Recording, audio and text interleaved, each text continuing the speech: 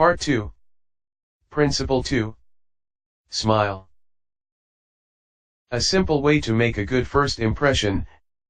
At a dinner party in New York, one of the guests, a woman who had inherited money, was eager to make a pleasing impression on everyone. She had squandered a modest fortune on sables, diamonds, and pearls. But she hadn't done anything whatever about her face. It radiated sourness and selfishness. She didn't realize what everyone knows, namely, that the expression one wears on one's face is far more important than the clothes one wears on one's back. Charles Schwab told me his smile had been worth $1 million. And he was probably understating the truth. For Schwab's personality, his charm, his ability to make people like him, were almost wholly responsible for his extraordinary success, and one of the most delightful factors in his personality was his captivating smile. Actions speak louder than words, and a smile says, "I like you, you make me happy. I am glad to see you." That is why dogs make such a hit. They are so glad to see us that they almost jump out of their skins. So, naturally, we are glad to see them. A baby's smile has the same effect. Have you ever been in a doctor's waiting room and looked around at all the glum faces waiting impatiently to be seen? Dr. Stephen K. Sproul, a veterinarian in Raytown, Missouri, told of a typical spring day when his waiting room was full of clients waiting to have their pets inoculated. No one was talking to anyone else, and all were probably thinking of a dozen other things they would rather be doing than wasting time sitting in that office. He told one of our classes, there were 6 or 7 clients waiting when a young woman came in with a 9-month-old baby and a kitten. As luck would have it, she sat down next to a gentleman who was more than a little distraught about the long wait for service. The next thing he knew, the baby just looked up at him with that great big smile that is so characteristic of babies. What did that gentleman do? Just what you and I would do, of course. He smiled back at the baby. Soon he struck up a conversation with the woman about her baby and his grandchildren, and soon the entire reception room joined in, and the boredom and tension were converted into a pleasant and enjoyable experience. An insincere grin? No. That doesn't fool anybody. We know it is mechanical and we resent it. I am talking about a real smile, a heartwarming smile, a smile that comes from within, the kind of smile that will bring a good price in the marketplace. Professor James V. McConnell, a psychologist at the University of Michigan, expressed his feelings about a smile. People who smile, he said, tend to manage, teach and sell more effectively, and to raise happier children. There's far more information in a smile than a frown. That's why encouragement is a much more effective teaching device than punishment. The employment manager of a large New York department store told me she would rather hire a sales clerk who hadn't finished grade school, if he or she has a pleasant smile, than to hire a doctor of philosophy with a somber face. The effect of a smile is powerful, even when it is unseen. Telephone companies throughout the United States have a program called Phone Power, which is offered to employees who use the telephone for selling their services or products. In this program they suggest that you smile when talking on the phone. Your smile comes through in your voice. Robert Cryer, manager of a computer department for a Cincinnati, Ohio, company, told how he had successfully found the right applicant for a hard-to-fill position. I was desperately trying to recruit a PhD in computer science for my department. I finally located a young man with ideal qualifications who was about to be graduated from Purdue University. After several phone conversations I learned that he had several offers from other companies, many of them larger and better known than mine. I was delighted when he accepted my offer. After he started on the job, I asked him why he had chosen us over the others. He paused for a moment and then he said, "I think it was because managers in the other companies spoke on the phone in a cold, business-like manner, which made me feel like just another business transaction. Your voice sounded as if you were glad to hear from me, that you really wanted me to be part of your organization. You can be assured, I am still answering my phone with a smile."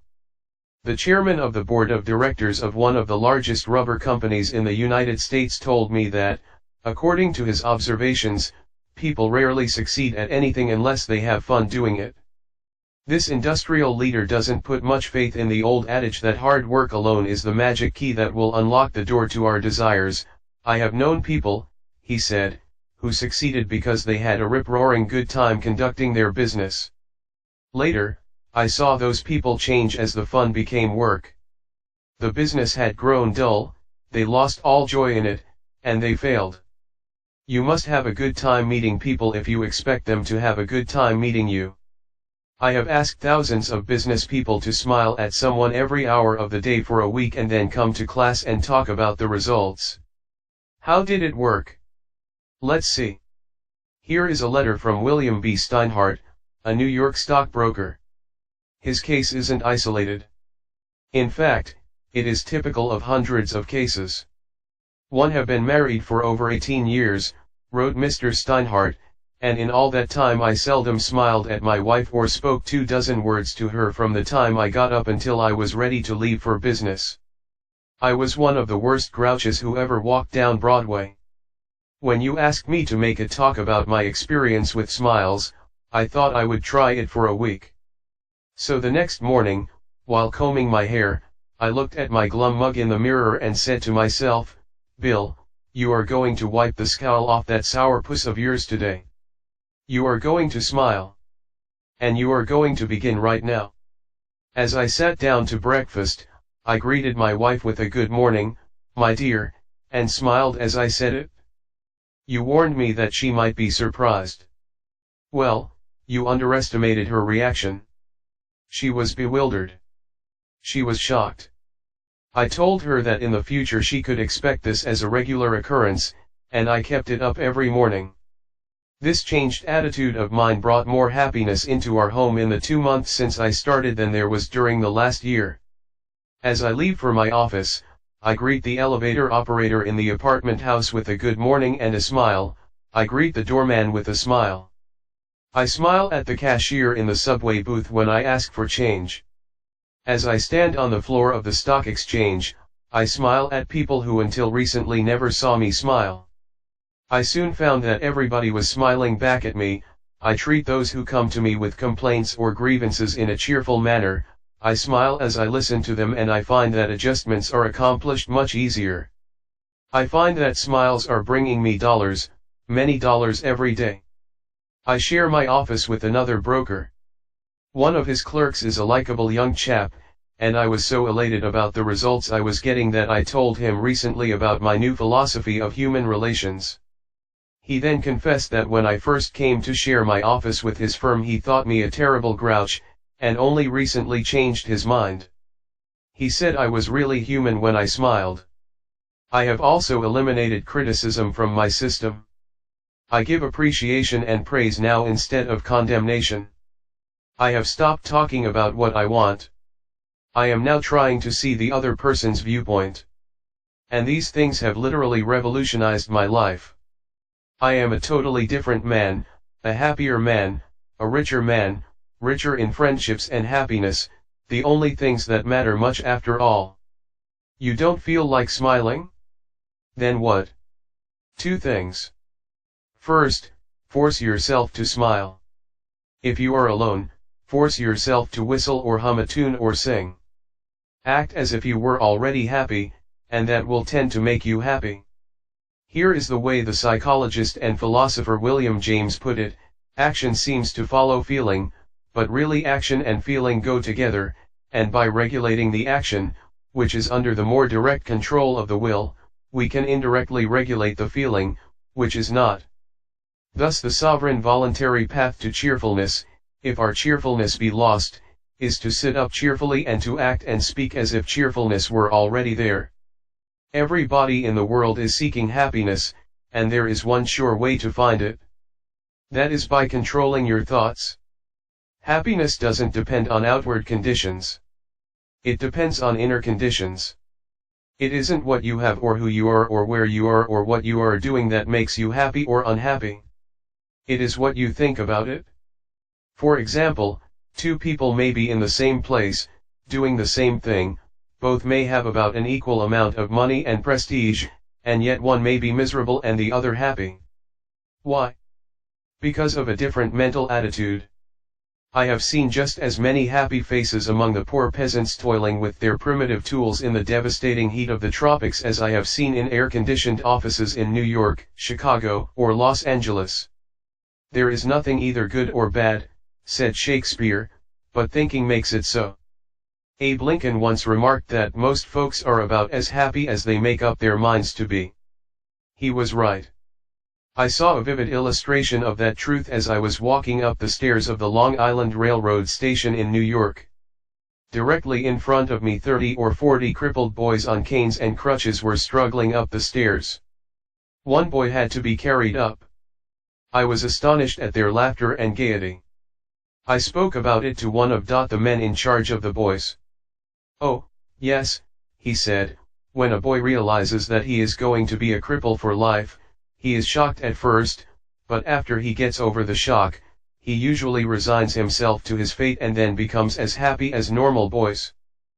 I felt like taking my hat off to those boys. They taught me a lesson I hope I shall never forget. Working all by oneself in a closed-off room in an office not only is lonely, but it denies one the opportunity of making friends with other employees in the company. Señora Maria Gonzalez of Guadalajara, Mexico, had such a job. She envied the shared comradeship of other people in the company as she heard their chatter and laughter. As she passed them in the hall during the first weeks of her employment, she shyly looked the other way. After a few weeks, she said to herself, "Maria, you can't expect those women to come to you. You have to go out and meet them." The next time she walked to the water cooler, she put on her brightest smile and said, "Hi, how are you today?" to each of the people she met. The effect was immediate. Smiles and hellos were returned, the hallway seemed brighter, the job friendlier. Acquaintanceships developed and some ripened into friendships. Her job and her life became more pleasant and interesting. Peruse this bit of sage advice from the essayist and publisher Elbert Hubbard, but remember, perusing it won't do you any good unless you apply it. Whenever you go out of doors, draw the chin in, carry the crown of the head high, and fill the lungs to the utmost, drink in the sunshine, greet your friends with a smile, and put soul into every hand clasp. Do not fear being misunderstood and do not waste a minute thinking about your enemies. Try to fix firmly in your mind what you would like to do, and then, without veering off direction, you will move straight to the goal. Keep your mind on the great and splendid things you would like to do, and then, as the days go gliding away, you will find yourself unconsciously seizing upon the opportunities that are required for the fulfillment of your desire, just as the coral insect takes from the running tide the element it needs. Picture in your mind the able, earnest, useful person you desire to be, and the thought you hold is hourly transforming you into that particular individual. Thought is supreme. Preserve a right mental attitude, the attitude of courage, frankness, and good cheer. To think rightly is to create. All things come through desire and every sincere prayer is answered. We become like that on which our hearts are fixed. Carry your chin in and the crown of your head high. We are gods in the chrysalis. The ancient Chinese were a wise lot, wise in the ways of the world, and they had a proverb that you and I ought to cut out and paste inside our hats. It goes like this: a man without a smiling face must not open a shop. Your smile is a messenger of your goodwill. Your smile brightens the lives of all who see it. To someone who has seen a dozen people frown, scowl, or turn their faces away, your smile is like the sun breaking through the clouds. Especially when that someone is under pressure from his bosses, his customers, his teachers, or parents or children, a smile can help him realize that all is not hopeless, that there is joy in the world. Some years ago, a department store in New York City, in recognition of the pressures its sales clerks were under during the Christmas rush, presented the readers of its advertisements with the following homely philosophy: the value of a smile at Christmas. It costs nothing, but creates much. It enriches those who receive, without impoverishing those who give. It happens in a flash and the memory of it sometimes lasts forever. None are so rich they can get along without it, and none so poor but are richer for its benefits. It creates happiness in the home, fosters goodwill in a business, and is the countersign of friends. It is rest to the weary, daylight to the discouraged, sunshine to the sad, and nature's best antidote for trouble. Yet it cannot be bought, begged, borrowed, or stolen, for it is something that is no earthly good to anybody till it is given away. And if in the last-minute rush of Christmas buying some of our salespeople should be too tired to give you a smile, may we ask you to leave one of yours? For nobody needs a smile so much as those who have none left to give. Principle 2. Smile.